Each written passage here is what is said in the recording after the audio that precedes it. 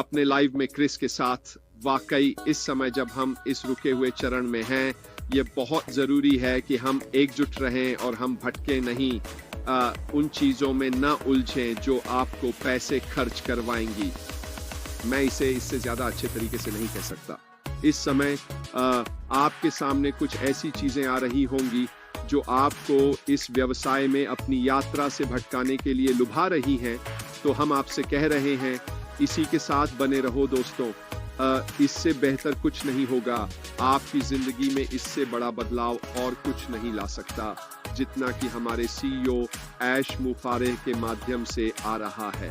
तो अगर आपको उन लोगों के कॉल आ रहे हैं जो पहले इस व्यवसाय में थे और अब आपको अपने साथ जोड़ना चाहते हैं, तो मैं बस इतना ही कह सकता हूं कि यह आपका पैसा है, आप इसके साथ जो चाहें कर सकते हैं। लेकिन अगर सब कुछ बर्बाद हो जाए और वो 2%, सोचिए क्या होगा। वे आपका पैसा लेकर दूर भाग जाएंगे और अपने हाथ मलते रहेंगे। यही हकीकत है जो शायद होने वाली है। ठीक है, इसी पर टिके रहें और आप ठीक रहेंगे। तो आज का विषय है व्यवसाय में मार्केट रिसर्च, और यह इतना महत्वपूर्ण क्यों है। इससे पहले कि हम मार्केट रिसर्च के विभिन्न पहलुओं और बारीकियों में जाएं, अगर आप सच में विश्लेषण करें कि मार्केट रिसर्च क्या है, तो यह आपके लिए सबसे अच्छे क्षेत्रों की पहचान करना है जहां आप अपनी मार्केटिंग कर सकते हैं। अब हमने एआई मार्केटिंग के बारे में बात की थी और यह कैसे इस क्षेत्र में क्रांति लाने वाला है। लेकिन इससे पहले कि आप यह सोचें कि आपको क्या मार्केट करना है और किस संदर्भ में मार्केट करना है, आपको वास्तव में मार्केट रिसर्च करनी चाहिए।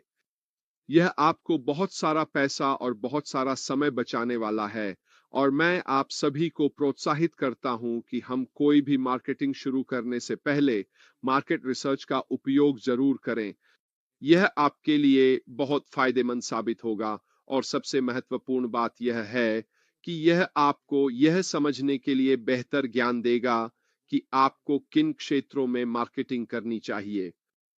तो मार्केट रिसर्च वास्तव में एक प्रक्रिया है जिसमें किसी बाजार के बारे में जानकारी इकट्ठा करना और उसका विश्लेषण करना शामिल है, जिसमें बाजार का आकार, उसमें मौजूद विशेषताएं और ग्राहकों की आवश्यकताएं शामिल हैं, ताकि व्यापारिक निर्णय लेने में सहायता मिल सके। सरल शब्दों में इसका मतलब है कि आप देखें कि आपके ग्राहक क्या ढूंढ रहे हैं, किस क्षेत्र में ढूंढ रहे हैं और आपको वह जानकारी कहां से मिलेगी।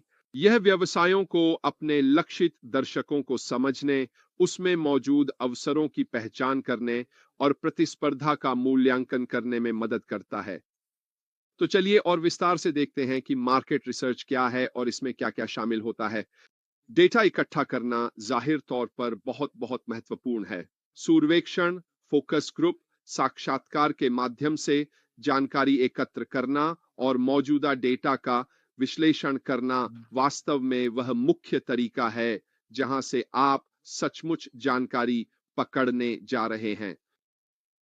यह सुनिश्चित करना है कि जब आप किसी विशेष क्षेत्र में मछली पकड़ने जाएं, तो आपने जिस क्षेत्र में रिसर्च की है उसमें बिक्री की संभावना और संभावना को बढ़ा रहे हैं, यानी आप खुद को सबसे अच्छा मौका दे रहे हैं।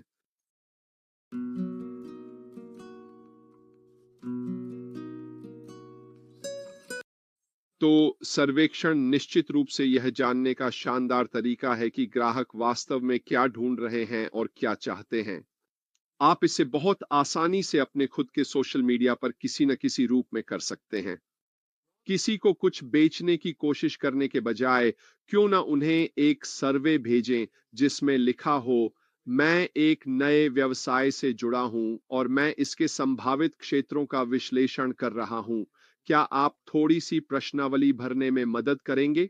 अब आप इसे ऑनलाइन भी बहुत ही आसानी से कर सकते हैं। आप इसे इलेक्ट्रॉनिक रूप से भी कर सकते हैं।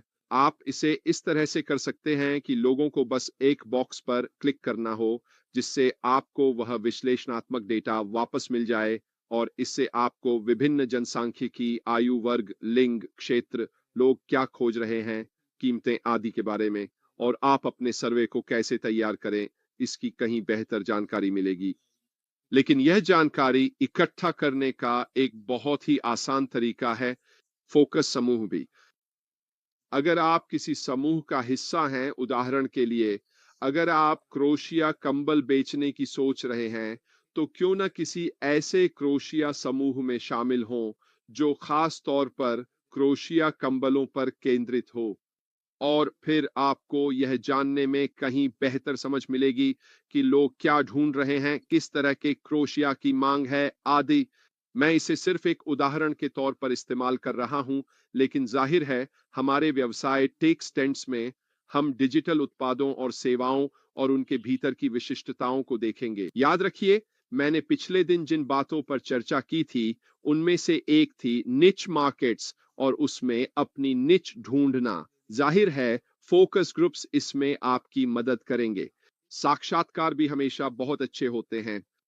क्यों ना उन क्षेत्रों में दक्ष लोगों को खोजने की कोशिश करें जो आकर उन विशिष्ट विषयों पर बात कर सकें।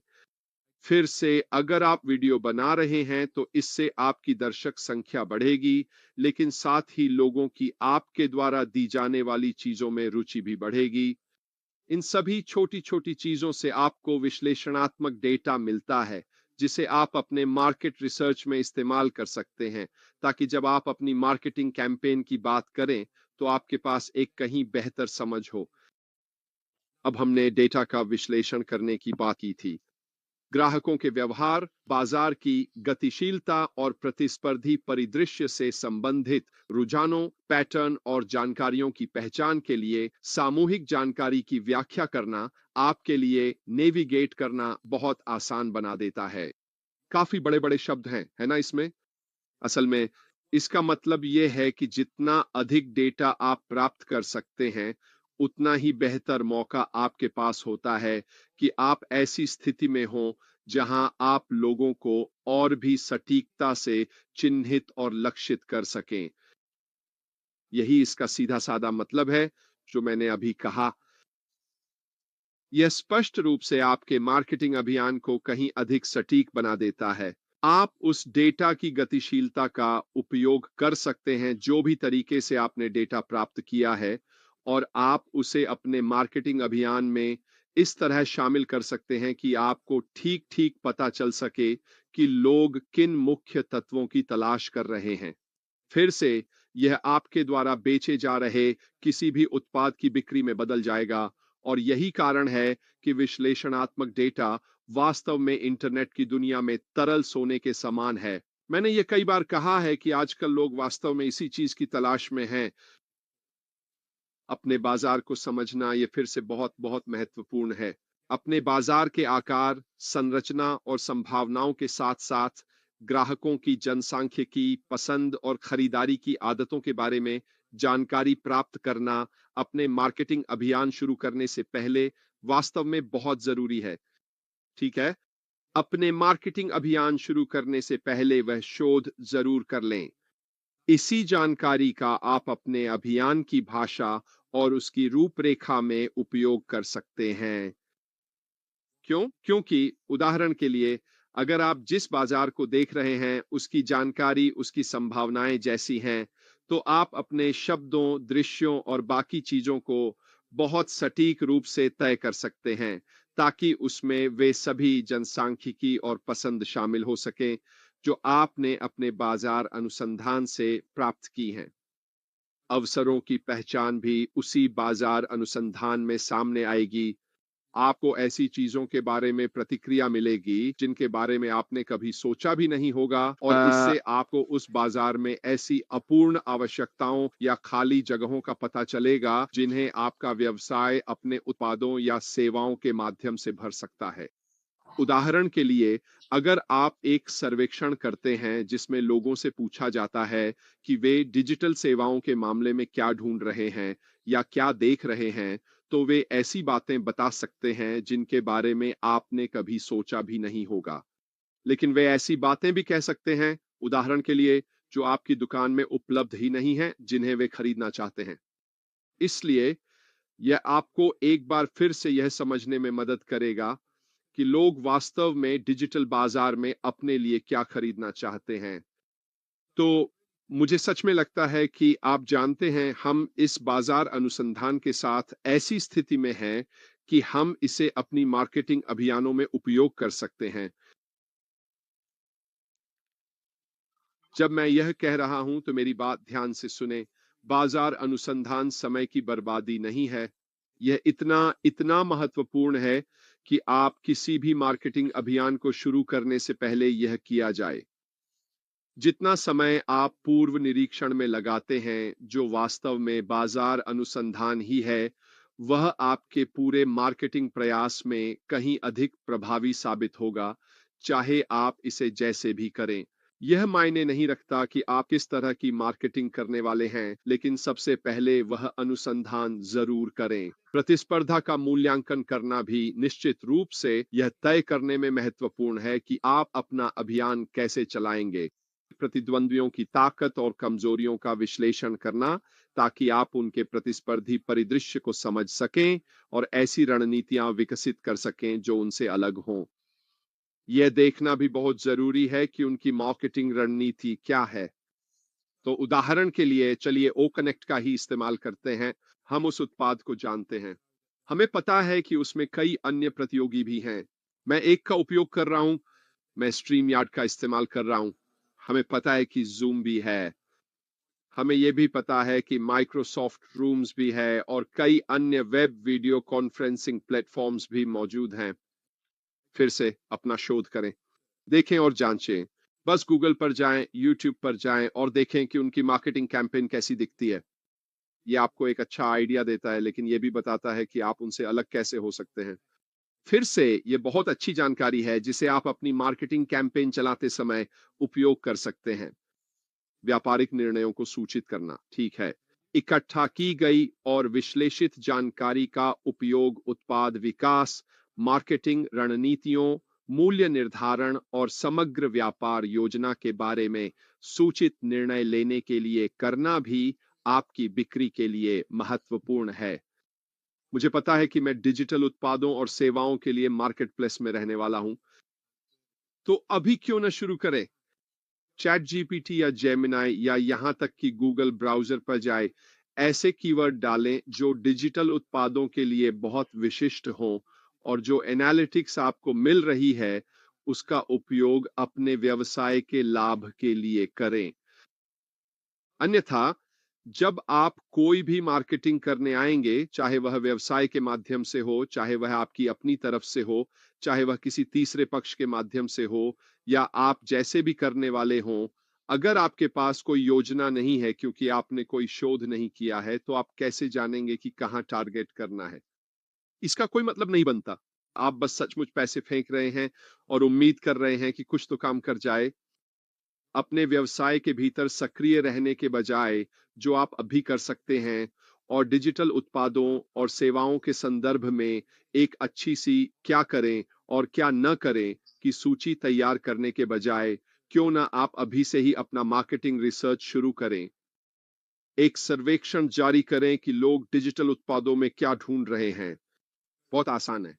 आप कुछ बेच नहीं रहे हैं। आप बस लोगों से पूछ रहे हैं कि अगर आप अभी कोई डिजिटल उत्पाद या सेवा खरीदते, तो आप किस चीज की तलाश करते, और फिर आप इसे और विस्तार दे सकते हैं। अगर आप कोई खरीदते, तो आप इसकी कितनी कीमत लगाते, आप इसे कितने समय तक रखना चाहेंगे, 1 महीने के लिए या सब्सक्रिप्शन के तौर पर, या एक बार में खरीदना चाहेंगे।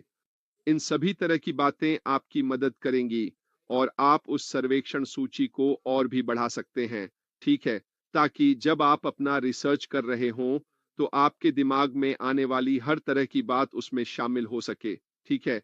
ये सब पूरी तरह से समझ में आता है और वास्तव में यह एक तार्किक योजना बनाना है, ठीक है। यह एक कार्य योजना है कि आप अपना व्यवसाय कैसे शुरू करें, ताकि आप अपनी पूरी क्षमता के साथ उसे आगे बढ़ा सकें और पैसे की बर्बादी ना हो। मेरे लिए मार्केट रिसर्च मेरी प्राथमिकता में सबसे ऊपर है। यह वह चीज है जो मैं अभी कर रहा हूं। यह वह चीज है जिसकी मैं अभी रिसर्च कर रहा हूं, ताकि मुझे उस बाजार की बेहतर समझ हो सके जिसमें मैं जाने वाला हूं। आप जानते हैं कि हम डिजिटल उत्पादों और सेवाओं के बाजार में होने वाले हैं, ठीक है। यही है जो हम करने वाले हैं। हाँ, इसमें भौतिक चीजें भी होंगी। हाँ, इसमें ऐसी चीज़ें भी होंगी जिनके बारे में हमें अभी पता नहीं है, लेकिन हमें ये ज़रूर पता है कि इसमें डिजिटल उत्पाद और सेवाएँ होंगी। तो क्यों ना आप अभी से ही अपने मार्केट रिसर्च की यात्रा शुरू करें, जब तक हम आपको करने के लिए कुछ दे रहे हैं। यह आपके लिए बहुत-बहुत फ़ायदेमंद साबित होगा जब हम अगले चरण में जाएँगे और तब आप वह सारा डेटा इस्तेमाल कर सकते हैं, जो आपने अभी सक्रिय रहते हुए इकट्ठा किया है, ताकि मार्केटिंग के लिहाज से आपको सबसे बेहतरीन शुरुआत मिल सके। और क्योंकि आपको दूसरों से थोड़ा ज़्यादा पता है, तो सोचिए क्या होगा, ये आपको प्रतियोगिता में आगे कर देगा। खैर दोस्तों, आज के लिए मेरी तरफ से बस इतना ही।